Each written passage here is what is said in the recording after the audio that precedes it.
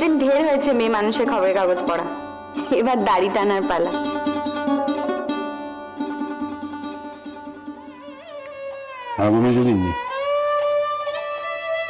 কি কালকের ঘটনা জেন নাকি? সে আর নতুন কথা কি?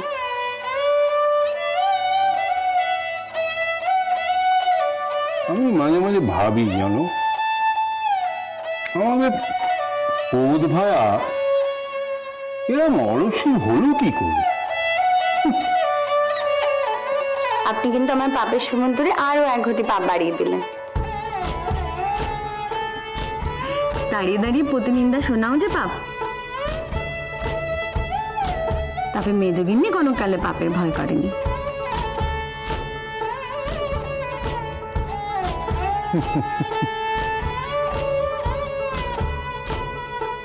ঠাকুর জামাই, আপনাকে আমার একটা কাজ করে দিতে হবে। কি কাজ গো? এখানে খবর জোগাড় করে এনে দিতে হবে। কিসের খবর? সে আমি দুপুরবেলায় এসে সব বলবো, ও তো বেরিয়ে যাবেন না জানো। না না, সে বেরোবো না, কিন্তু কিসের খবর খালি কাজ দাও না।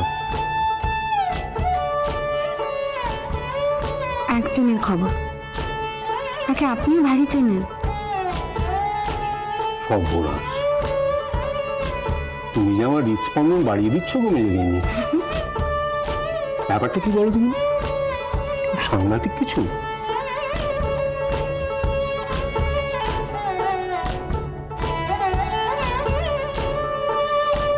সেইটাই তো জানতে চাইছি।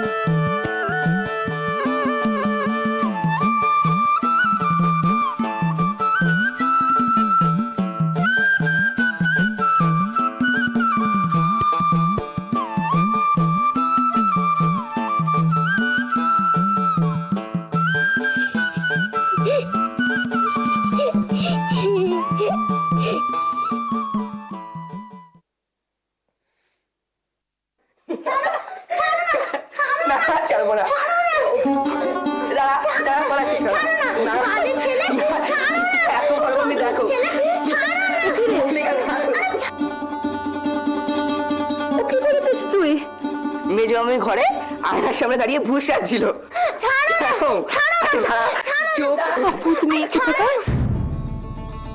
আবার তুই মেজো বউ জিনিস হাত দিয়েছিস? দাঁড়া, তোরই একদিন কি আমারই একদিন। কি পেয়েছিস?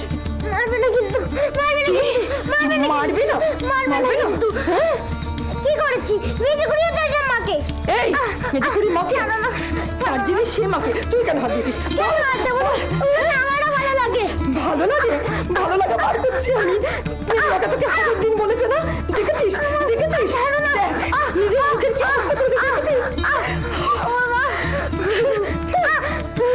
বড় আমি ছাড়ো না।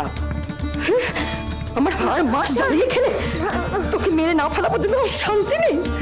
লজ্জা হয় না তোর? লোকে এত কিছু বলে, তাও তাও তুই অন্য জিনিস চুরি করিস? তাও চুরি করিস? আমি কোথায় চুরি করলাম? চুপ, একদম চুপ। আমি কোথায় চুরি করলাম? চুপ, একদম চুপ করে থাকবি। কি ভেবেছিস কি তুই? হ্যাঁ, যা যা এখান থেকে, যা যা চোখের সামনে থেকে।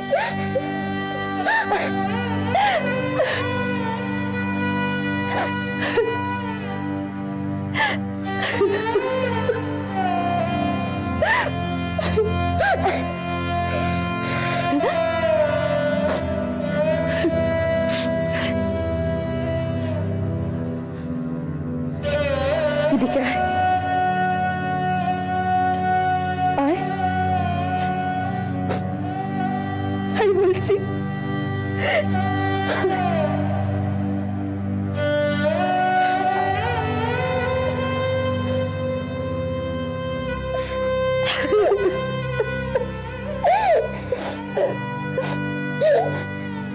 কেন করিস এরকম? কেন করিস এমনটা? লক্ষ্য থাকতে পারিস না?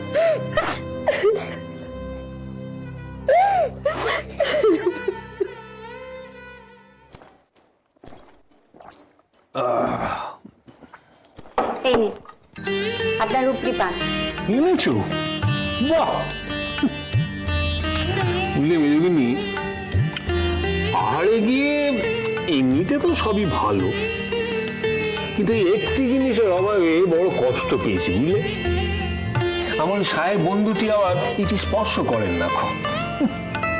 তা আপনার পাহাড়ে যাওয়ার গল্প বলবেন না? এই দেখো, সেই গল্প বলবো বলি তো শ্বশুর বাড়িতে এলুম। আর এও জানি যে এখানে একজন আছে যে আমার মনের ভাবখানা বুঝবে। তার তো গল্প শোনার সময়ই হয় না গো। বেশ,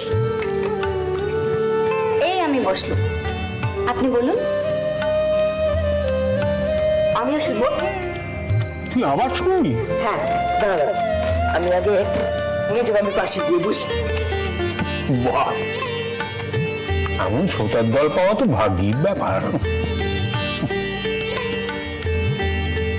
মা, তোমার মনে আছে যখন প্রথমবার বাড়িতে পাঁচিল উঠলো তখন কি কাঁদাকাটা পড়ে গিয়েছিল দুতরফে?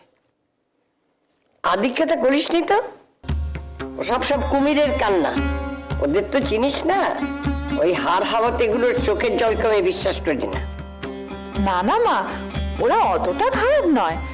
কেন দেখো না, আমাদের সুখে দুঃখে সেজকুড়ি ছোট কুড়িরা তো সবসময় থাকে। চুপ কর তো, কি যাতা বলছিস? কি সুখে দুঃখে তুই এদের এখানে দেখলি? কোন সুখে দুঃখে তুই দেখলি? শকুনের মা তো সারাদিন এবারের দিকে হাঁ করে তাকিয়ে আছে, একটা খবর পেলো বা পাড়ার শুদ্ধ রটিয়ে দিল। কোন সুখে দুঃখে তুই দেখলি? তারপরে তো রোজই আছে কিছু না কিছু কিটের মিটের। মা, সেসব তো জ্ঞাতি কুটুম্বের মধ্যে লেগেই থাকে।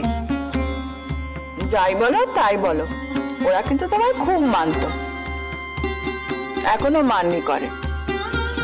মানলি করে, মাননি করে না ছাই করে।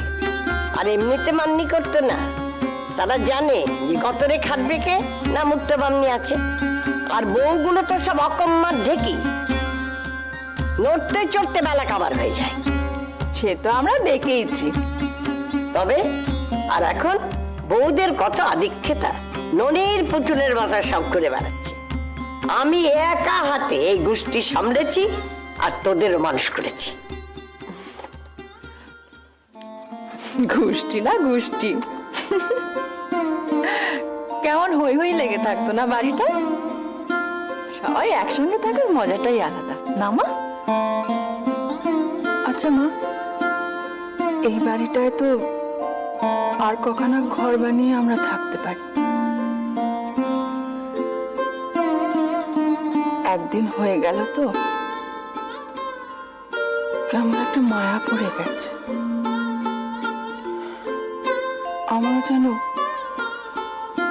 কেমন কেমন লাগছে। তাহলে আমার কথা ভাব, তোর বাপ যখন জ্যাঠাদের সঙ্গে আদি বাড়ি ছেড়ে এই বাড়িতে এলো, তখন এই কথাই বলেছিল, সংসার বাড়ছে, জায়গা হচ্ছে না। আর ছেলেরা বড় হয়েছে, তারা ওই একই কথা বলছে, সংসার বাড়ছে, জায়গা হচ্ছে না। আমি বারে বারে ঠাই নাড়া হলো।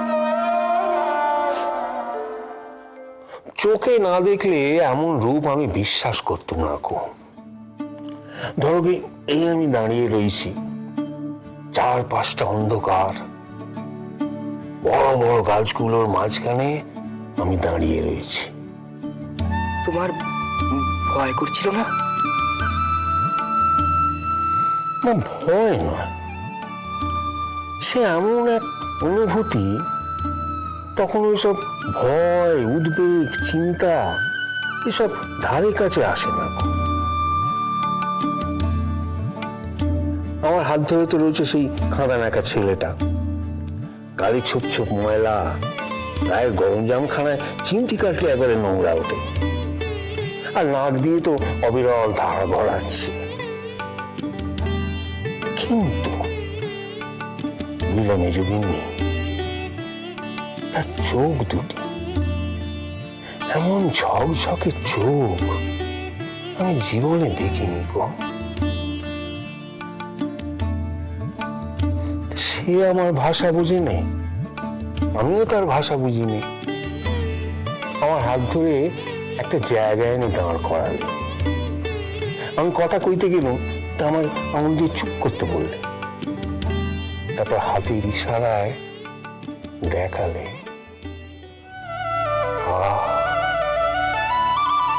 কি বলবো মেজগিন্নি, মনে হলো আমার জীবন সার্থক হলো। ঝাপসা ঝাপসা অন্ধকার পড়ে আমি যেন একখানা সোনার মুকুট দেখলাম। আমার এক পাশে সূর্যদেব তার লাল শরীরটা নিয়ে জেগে উঠছেন, আর আরেক পাশে সমস্ত আকাশ জুড়ে মনে মুক্ত ছড়ানো।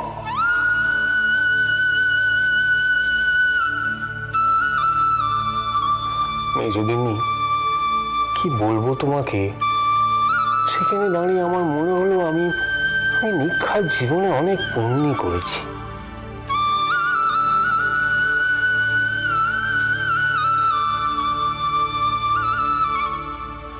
নইলে এমন অপরূপ দৃশ্য আমার সামনে কেউ সাজিয়ে ধরলে কেন? আর ওই যে ছেলেটি, তার সঙ্গে আমার জীবনে কি সম্পর্ক? অথচ দেখো, তারই হাত ধরে আমার সর্বরূপ দর্শন হলো।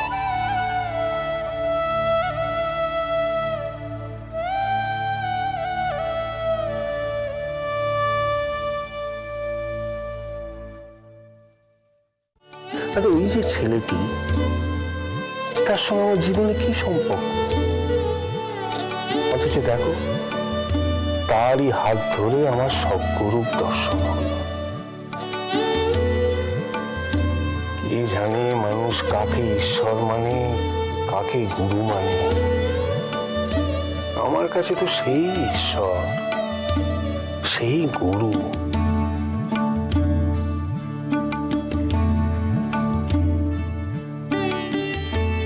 কি বলো জীবনী, তুমি কাঁদছো?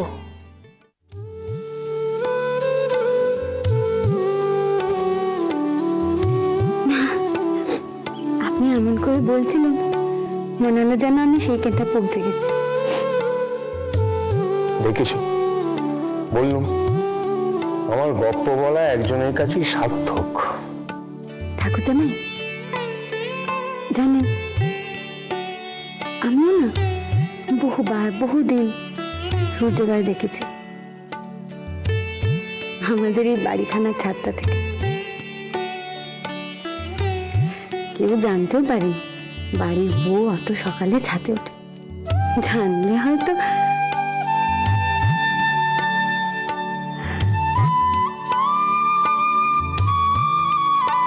চারপাশের এক রাশ অন্ধকার পড়ে প্রথমে ওই লাল আলোটা একটু একটু করে ছড়িয়ে পড়ে, যেন জমে থাকা অন্ধকারটাকে সরিয়ে দিচ্ছে। তারপর ওই একটু দেখা লাল গোল মতো জিনিসটা লাফ দিয়ে উঠে পড়ে আকাশে।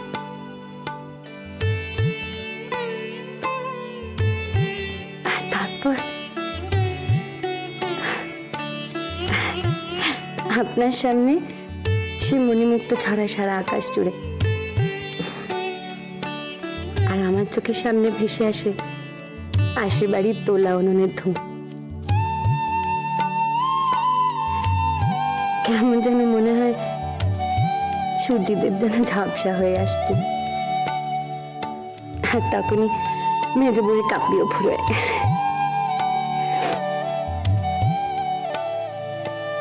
তুমি কি সুন্দর সুন্দর কথা বলো গো।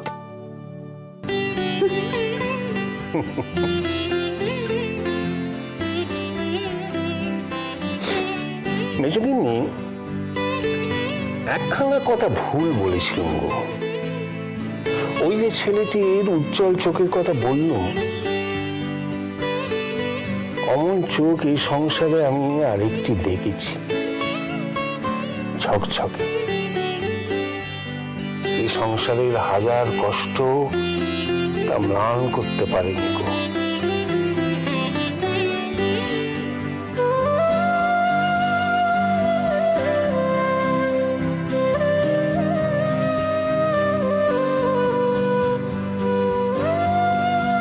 তা মেজগিন্নি, তুমি যে সকালে কার খবর আনার কথা বললে না, কার খবর?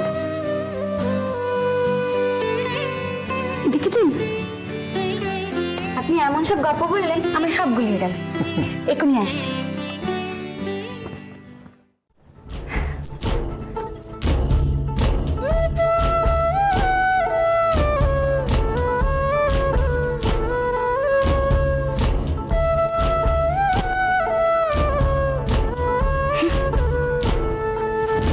কাটা না দিদি জানতে বলে আর রোগকে থাকবে না।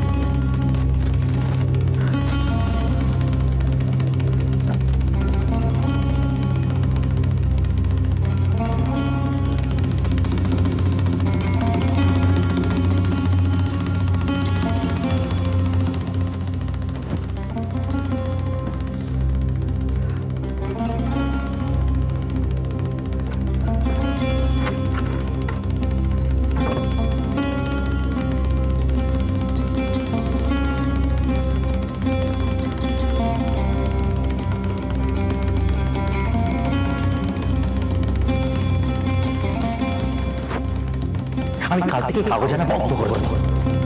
জব্দ করবে? দরকার পড়লে তাই করবো।